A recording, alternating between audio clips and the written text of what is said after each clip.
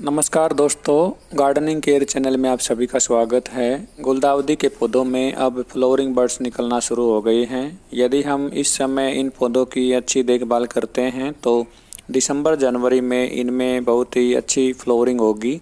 आज की इस वीडियो के माध्यम से मैं आपको बताऊंगा कि गुलदाउदी के पौधों की अब इस समय नवंबर के महीने में हमें कैसे देखभाल करनी है, इनकी वाटरिंग कैसे करनी है और इनमें हमें कौन सी खाद या फर्टिलाइज़र डालनी है। इनमें फ्लावरिंग बड्स निकलने से एक महीना पहले और उसके बाद हमें इनकी अधिक देखभाल करनी पड़ती है। यदि आप अब इस समय इनकी अच्छी देखभाल कर लोगे तो फिर ये पौधे बहुत ही अच्छी फ्लावरिंग करेंगे। आप मेरी बताई गई कुछ बातों को ज़रूर ध्यान में रखें ताकि आपके पौधों में बहुत ही अच्छी फ्लावरिंग हो। मैं आपको बताता हूं कि हमें इन पौधों की कैसे देखभाल करनी है। सबसे पहला काम तो वाटरिंग का है। वाटरिंग अब इन पौधों में कम नहीं करनी है, इनमें आप हर रोज़ वाटरिंग करें। हर रोज़ वाटरिंग करते हैं तो इस बात का ज़रूर ध्यान में रखें कि हमें इनके फ्लावरिंग बड्स के ऊपर पानी नहीं छिड़कना है। इनमें जब आप पानी डालते हैं तो इनकी जड़ों में ही पानी डालें। फ्लावरिंग बड्स के ऊपर पानी गिरता है तो ये खिलने से पहले ही ख़राब हो जाती हैं, इसलिए आप इस बात का ध्यान रख लें। गुलदाउदी के पौधों को घना बनाने के लिए हमें इनकी ब्रांच प्रूनिंग या ट्रिमिंग करनी पड़ती है। कई बार हम इनकी बड़ी ब्रांच को काट देते हैं ताकि ये पौधा घना बन जाए।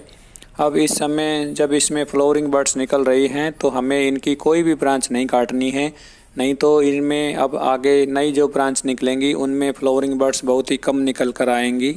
यदि आपके पास गुलदाउदी के पुराने पौधे हैं तो इनकी पुरानी ब्रांचेज लंबी हो जाती हैं और वो इधर उधर फैल जाती हैं। हमें इनको इकट्ठा करना है। इनको इकट्ठा करते समय आप ध्यान रखें कि इनकी ब्रांचेज बहुत ही नाजुक होती हैं, वो टूट भी सकती हैं, इसलिए आप इनकी कोई भी ब्रांच टूटने ना दें। इन पौधों में यदि हम खाद डालना चाहते हैं तो केवल लिक्विड फर्टिलाइज़र का ही इस्तेमाल कीजिए। इसके अलावा आप इन पौधों में कुछ दाने डीएपी के भी डाल सकते हैं, मगर ध्यान रखें कि इनमें अधिक डीएपी के दाने डाल दोगे तो ये पौधे सूख सकते हैं। एक गमले में गमले के साइज़ के हिसाब से आप इनमें दाने डालें।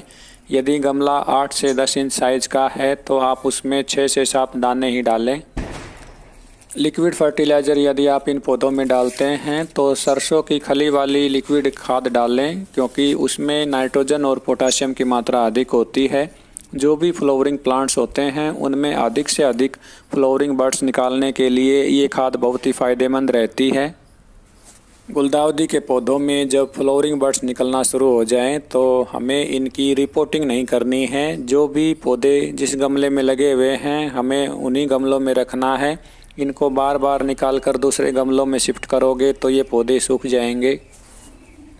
अब लास्ट में मैं आपको इनकी लोकेशन के बारे में बताता हूँ। कोई भी फ्लावरिंग प्लांट हो उसको डायरेक्ट सनलाइट वाली लोकेशन में रखते हैं तो ही उस पौधे में अधिक से अधिक फ्लावरिंग बड्स निकलती हैं। इसलिए आप इन पौधों को ऐसी जगह रखें जहाँ पूरे दिन भर की सनलाइट इनको मिलती रहे। अब गुलदाउदी के पौधों में अधिक वाटरिंग करनी पड़ती है। गमले में यदि ये लगा रखे हैं तो गमले का ड्रेनेज होल ज़रूर चेक कर लें। ड्रेनेज होल ब्लॉक नहीं होना चाहिए। यदि आप इन सब बातों को ध्यान में रखते हैं तो आपके गुलदाउदी के पौधों में दिसंबर और जनवरी के महीने में बहुत ही अच्छी फ्लावरिंग होगी। यदि आपको ये वीडियो अच्छी लगी हो तो वीडियो को लाइक करें और चैनल को सब्सक्राइब करना ना भूलें। वीडियो में लास्ट तक बने रहने के लिए आप सभी दोस्तों का बहुत बहुत धन्यवाद। Thank you.